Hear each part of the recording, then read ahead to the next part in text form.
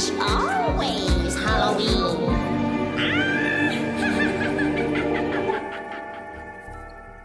No matter what hour your clock strikes, here, it's always Halloween. And I'm always your haunted host, Luce Tomlin Brenner. Good evening, Axe Wound Film Festival. On dark and eerie nights like this, when the air is cool and we're marathoning creepy movies, I can't help but think about Halloween. I'm sick of Halloween celebrations being limited to only a few weeks out of the year. That's why I created It's Always Halloween. This is a year-round podcast in which I deep dive into the dark history of our favorite horror-filled holiday. Each episode explores one specific custom fear or fright inspired by my own curiosity and by listener queries. Today, in honor of Axe Wound, I wanted to pick apart the origins of the slasher. Where does the urge to watch one stalk and kill come from? And how did it become such a popular icon of Halloween and horror history? Well, like most of our Halloween traditions, the lust for blood and consuming violence can be traced back to ancient Rome. Films like Ben-Hur, Spartacus, and Gladiator popularized the Roman games of chariot racing and fights to the death with modern audiences, but originally, gladiatorial games were associated with the rites of death and had a certain religious significance with the first great civilization of Italy, the Etruscans. The origins of Roman gladiator games began in 242 BCE, before Common Era, when two wealthy sons ordered their slaves to battle each other to the death at their father's funeral as a munera, a tribute to the dead. As the new Roman Republic developed and other members of the wealthy class began to incorporate this type of slave fighting into their own tributes, the religious significance slipped away as a thirst for more and more elaborate brutality grew.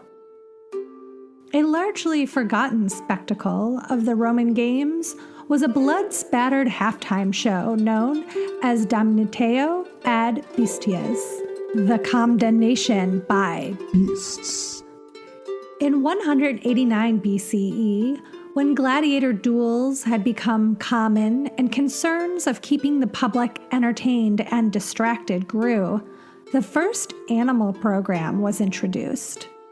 These games would pit criminals, religious martyrs, slaves, and prisoners of war against starved, snarling packs of lions, panthers, bears, eagles, bulls, boars, zebras, wild stallions, and even giraffes.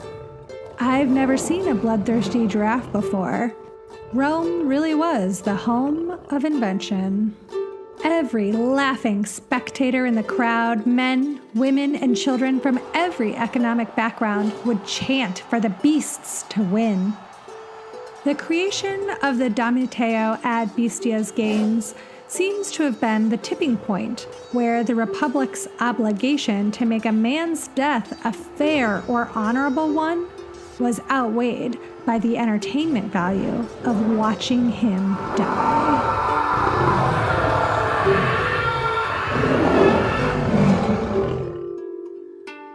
In his book, The Lure of the Arena, historian Garrett G. Fagan acknowledges the central experience of the spectators, writing that they celebrated, quote, a feeling of shared empowerment and validation. As with many of the ancient traditions Halloween is rooted in, when faced with the worst of death, the public felt alive.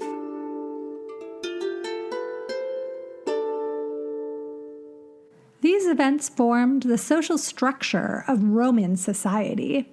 It was how they built community. Much like going to a movie theater and screaming together as we watch sharp objects plunge into soft, unsuspecting flesh. As we skip ahead a few hundred years, we start to see more bloodletting as a form of entertainment, although now it is from the safety of the Elizabethan and Jacobin theater seats.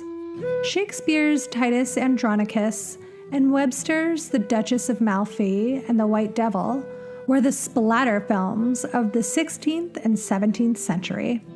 These bloody and amoral tragedies used violent theater devices derived from Senecan tragedy, which refers to a set of 10 Roman tragedies, 8 of which were written by the Stoic philosopher and politician Lucius Annius Seneca. Again, everything goes back to Rome. By the 18th and 19th centuries, these plays fell out of fashion. The Victorians, known as scolds who almost destroyed Halloween with their classist ethnocentrism, found the frank displays of sexuality and graphic violence distasteful. Titus Andronicus, specifically, is still much maligned despite being beloved in its day. It's really hard to shake a deep Victorian scowl. Graphic violence returned to dazzle audiences at the Grand Guignol Theatre in France from 1897 to 1962. There, guests could see naturalistic horror plays inspired by 19th century melodramas. One creative critic called them slice of death dramas. The audience would be treated to 5 or 6 short plays, which featured a distinctly bleak worldview and climactic, gory special effects. The horrors depicted at the Grand Guignol were generally not supernatural. Rather, these plays often explored altered states like insanity, hypnosis, or panic. Grotesque murders and what we think of now as serial killers were often featured. To heighten the effect, the horror plays were often alternated with comédies russes, which were dark tragicomedies. Think films of Yorgos Lanthimos or Todd Solondz, and coupled with traditional comedies. This type of lineup was referred to as hot and cold showers. Now, we audiences experience that combination of highs and lows when we watch slasher horror comedies like Happy Death Day or Slumber Party Massacre. Georges Méliès was thought to be the inventor of the first horror film. His short, Les Manoirs du Diable, from 1896, also known as House of the Devil or Manor of the Devil, was 3 minutes long and featured supernatural icons such as a bat, ghosts, witches, ghouls, and the devil, in a way that had never been combined before. That being said, we don't get our first portrayal of what we think of now as a madman hacking and slashing his way through unsuspecting bodies until the 1926 silent film, The Bat. This was adapted from the 1908 crime novel, The Circular Staircase, written by Mary Roberts Reinhardt. So many of us are fascinated with the tough and complex final girls of slasher films, so it's pretty exciting to contemplate the origins of the slasher may be traced to a female writer.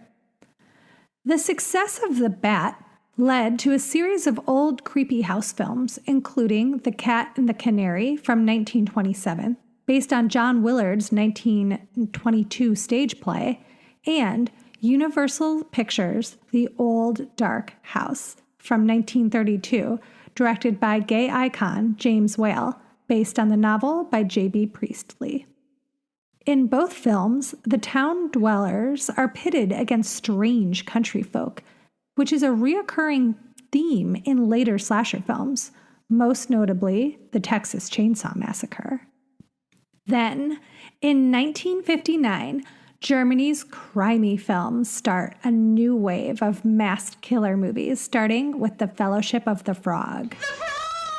Like slashers, these cross-cultural crime flicks also tend to feature a dependable cast of characters, like a female protagonist, a goof for comedic relief, a police officer who's central to the case, and a group of hapless victims who get picked off one by one in gruesome, vicious ways.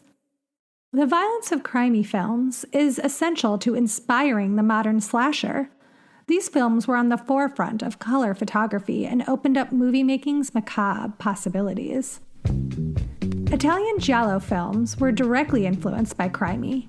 Some of the movies credited as belonging to the giallo tradition were actually partly German productions, like What Have You Done to Solange and 7 Blood-Stained Orchans. These films are considered to be the bridge between crimey and giallo. Like their inspirations, giallo films also focus on a murder investigation featuring a masked or unknown killer. But the gore and sexuality is heightened significantly, inspiring a distinct new vein of horror in America. You can see the impression giallo made on Bob Clark when watching 1974's urban legend seasonal slasher Black Christmas, which went on to inspire John Carpenter's Halloween, which went on to inspire Sean Cunningham's Friday the 13th. But what set the latter two apart from Black Christmas and many early giallo and crimey flicks were the focus on the killers. This can also be seen in early American proto-slashers like Psycho and Peeping Tom, both from 1960. Many films prior had focused more on the women at the center of the mystery and violence, but the 70s and 80s brought big killer energy to pop culture, and until Sidney Prescott screamed, "Not in my movie," people spent decades more interested in the villains than the victims, cheering Jason's body count as if he was a hungry Roman lion. This fascination with franchise killers mingled with a heightening of corporate toy tie-ins aimed at Gen X, leading to the merchandising of Leatherface, Michael Myers, Jason Voorhees, Freddy Krueger, and Chucky. This, of course, extended to the Halloween holiday, and it's when we start to see the major mainstream marketing of movie-themed masks and costumes, ensuring one can dress up and pretend to be a deranged killer for a night, complete with fake blood and unique plastic weaponry. And while this led to lots of political pearl clutching, what has horror done to the children? How different really is it from a child dressing as any monster? Certainly Dracula had quite a few gruesome kills. But if you start to get a little uneasy about how much you or a loved one is obsessing over slasher films, just think back on the bloodthirsty Romans who created community and felt the intensity of life while soaking in the terrors of torturous death. Take heart in knowing that dressing up for entertainment and courting death playfully, either as a victim or a villain, is really just us learning how to confront and deal with darkness from the safety of the back of the theater with our friends. Thank you to Hannah Foreman and everyone with Axe Wound Film Festival for inviting It's Always Halloween to come and play. Shout out to all the independent DIY feminist filmmakers out there in Axe Wound land who don't let a lack of budget or a lack of access keep them from being terrifyingly creative. It's Always Halloween is researched, written, and performed by me, Luce Tomlin-Brenner. The editing, theme music, and sound design is by Pete Burns. Thanks, Pete. If you love It's Always Halloween, subscribe on Patreon at patreon.com/itsalwayshalloween or click the link in our show notes. There you can celebrate Halloween with us all year round with recipes, movie parties, ghost stories, book club, and of course, our Discord community where Ghoul Gang members are chatting 24 hours a day. You can follow the Instagram for more updates at It's Always Halloween Podcast. You can follow me on Instagram and Twitter at LTB Comedy and Pete at Mittenberries. If you're on Apple Podcasts, please subscribe and write us a little review so that other like-minded ghouls can find us. And don't forget, we're also on NPR One. So tap follow there and tell Ira Glass that you love us. Thanks so much for listening to another episode of It's Always Halloween. And come back next time, unless you get eaten by a bloodthirsty Roman giraffe.